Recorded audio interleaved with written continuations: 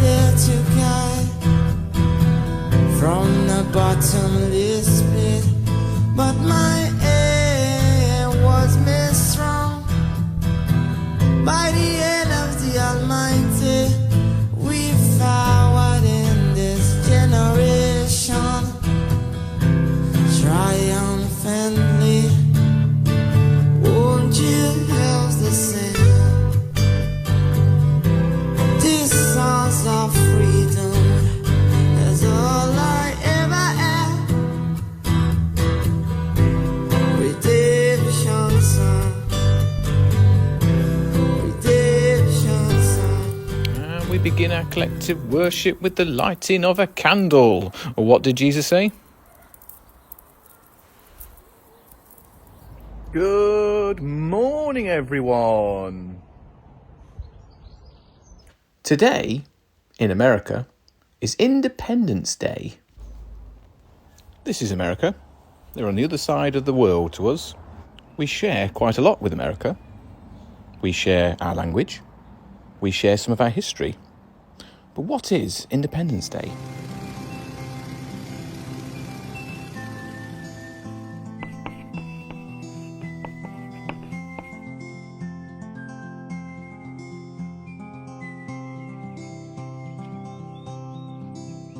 Grandpa, why do we celebrate the 4th of July?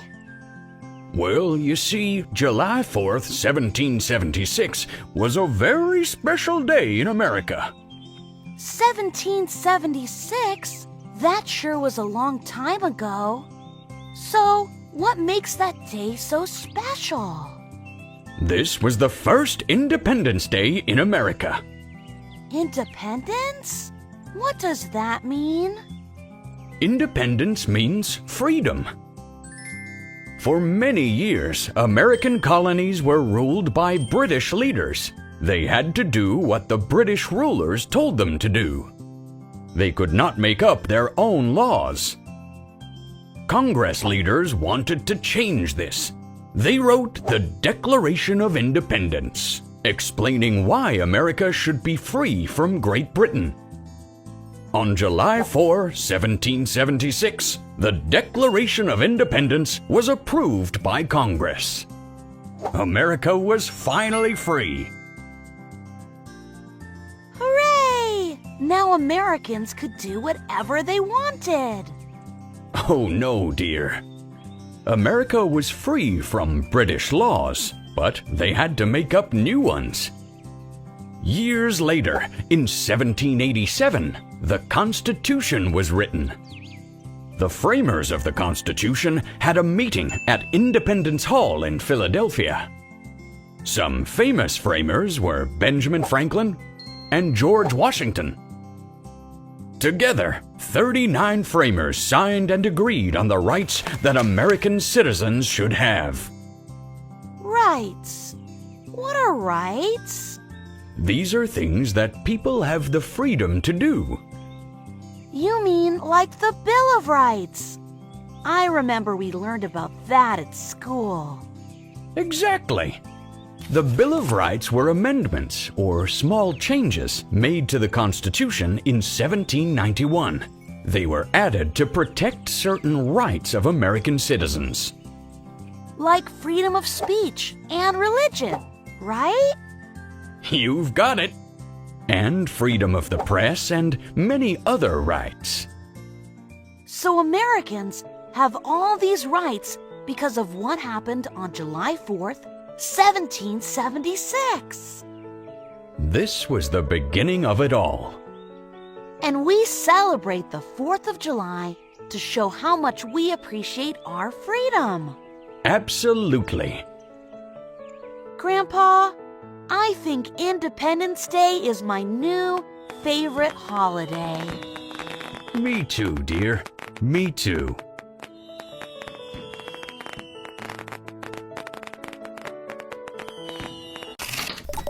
It reminds me of one of our British values, individual liberty. We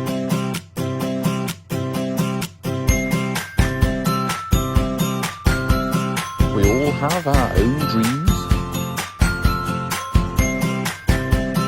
want to hit our own targets.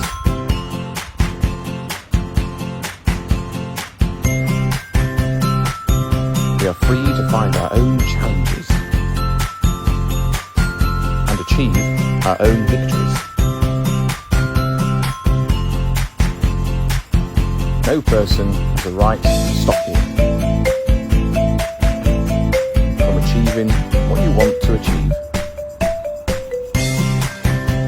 You have the right to think your own ideas.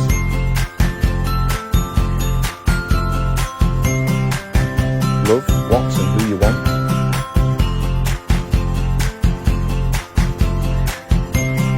And be the star you want to be.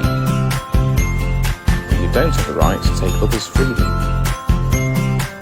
Each person's freedom must be protected. Individual liberty lets us all make our own choices. Let's see how many of those British values that you can remember. Let's have a recap first though. And a great way of remembering the British values is with our hands. Okay, let's start with a hand. Little finger, little one, me, you. Individual liberty. This one, the ring finger, the wedding finger, mutual respect. The tall one, pointing up to God, tolerance of different cultures and religions. This one, the one for pointing and picking your nose, the rule of law. And then the thumb, for thumbs up, thumbs down, democracy. British values. And here are the values again. Individual liberty, mutual respect, tolerance of different cultures and religions, rule of law, and democracy. Let's see if you can remember those British values. I'm going to hold up my hand, I'm going to point to a finger, and you've got to say which British value it is. Ready? This one? This one? This one? This one? This one? Oh, let's try again. Come on. This one? This one? This one? This one? And this one. All right. Okay, have a look here. See how many of you got them right.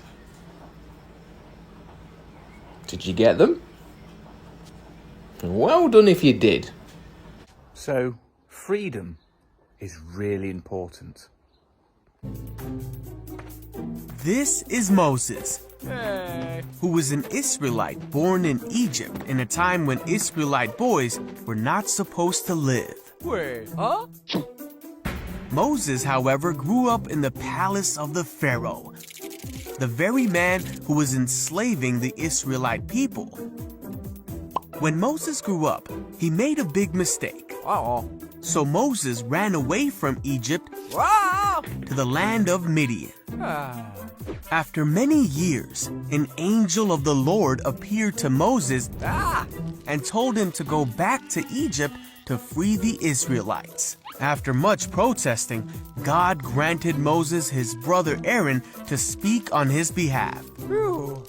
So Moses went to Egypt. Here, move there. And on his way there, he met Aaron, who was ready to do whatever God wanted him to do. The Israelites were slaves to the Egyptians, but God had a special plan for Moses. Hey, everyone, huh?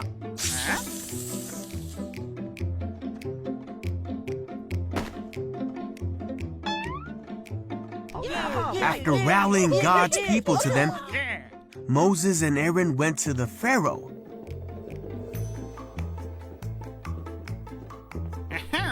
And said, "This is what the Lord, the God of Israel, has said. Let my people go."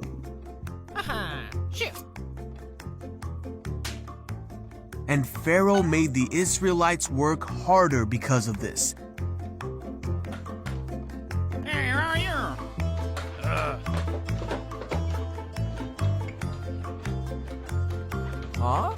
The foremen of the Israelite slaves were angry with Moses and Aaron for causing this trouble.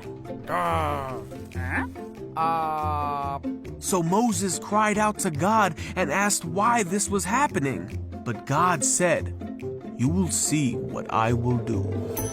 I am the Lord. I will deliver you from slavery." Wow, okay.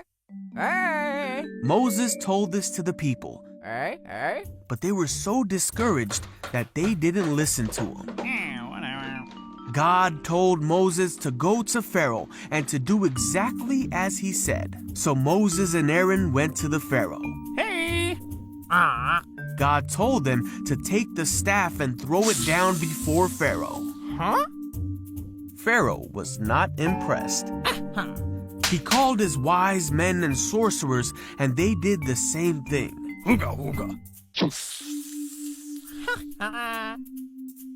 But Aaron's staff swallowed up the sorcerer's staff. Yet Pharaoh's heart was hardened, and he would not listen to them. Shoot. Just as God had said. Then the Lord said to Moses, "Go to the banks of the Nile River and meet Pharaoh." Hey, Pharaoh. Oh, man. Moses and Aaron did just as God had said. Oh. But again, Pharaoh's magicians did the same miracle, and Pharaoh refused to let God's people go. So God sent 9 more plagues to Egypt to show his power.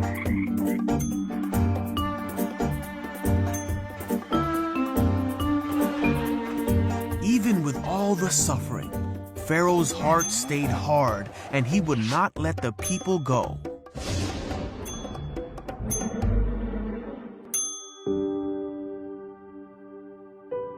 On the night of the last plague, Pharaoh woke up and heard a great cry in Egypt, Oh, no.